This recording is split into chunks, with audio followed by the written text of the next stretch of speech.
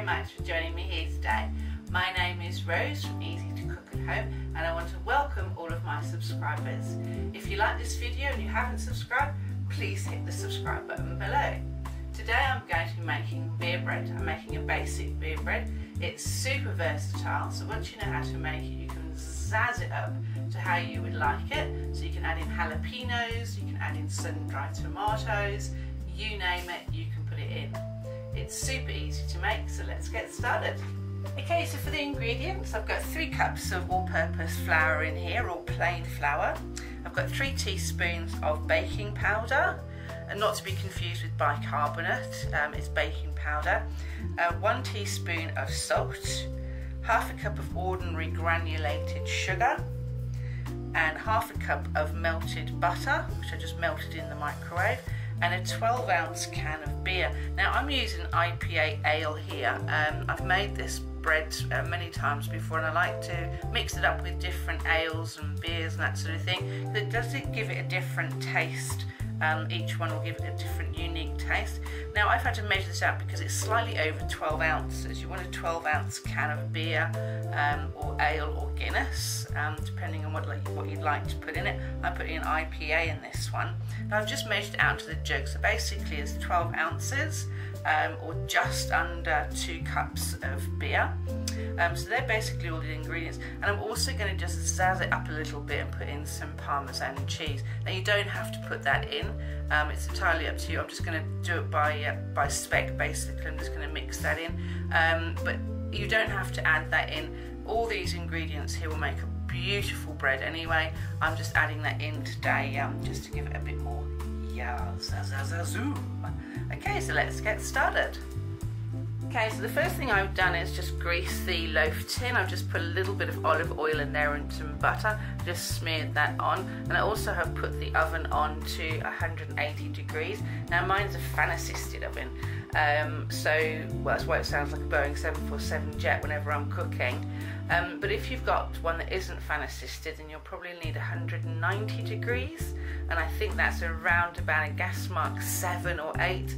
But if you Google that, then you'll be able to find out the exact heat for your cooker, and you kind of like get used to your own cooker anyway and what sort of heat you need. But I'm putting mine on 180 degrees. Okay, so we need to sift the dry ingredients apart from the sugar. So I'm just putting all that flour in there. Sift through, add in the salt and also the baking powder. Just sift that through. This makes it really nice and light. You don't have any lumps in it. Aerates the process of making bread, or anything like sponges or anything like. You always sift your flour. Makes it nice and aerated. Into that I'm adding the sugar. Putting a sprinkling of cheese, which is optional, and then we put in the beer. Just mix that through a bit. That's the yeast in the beer that, with the baking powder, causes the rising agents. Just mix that in. Beer.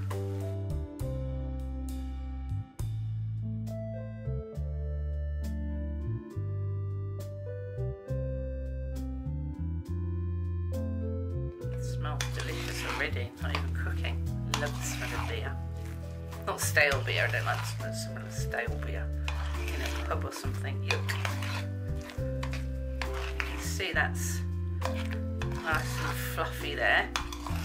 It's aerated.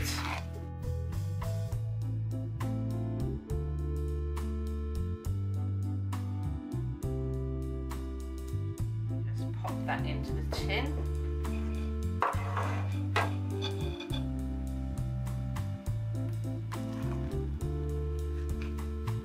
Delicious with cheese and wine, lovely with pastrami, corned beef. And you can alter this recipe as well. You can put slightly less sugar in if you like. You can use different beers, mix it all up a bit. Okay, so now it's in the tin there. We just want to brush it with the melted butter. Now this gives it a nice crunchy top. the butter. If you don't want a crunchy top, this kind of gives it a real bread top. If you prefer not to do that, then you could mix the butter actually in with the loaf itself. It's entirely up to you really, but this gives it a nice buttery, crispy top. And then we just put that in the oven for around about 50 minutes. You can test it with a little skewer once it got to 50 minutes and see if that's cooked. So let's put it in the oven. Okay, so it's been in the oven for an hour. I put a skewer in just to make absolutely sure that it was cooked. Now you need to leave it in the tin for around about 15 minutes after you take it out of the oven. This just helps it stay together, and when you take it out of the tin it's not all going to fall apart. So I've left that in there now for 15 minutes. Just pop it out like this. That comes out beautifully because you've greased the pan. I'm just going to take a slice. Smells delicious. Oh, it's a bit on the hot side. Yum. Let's take a cut of that.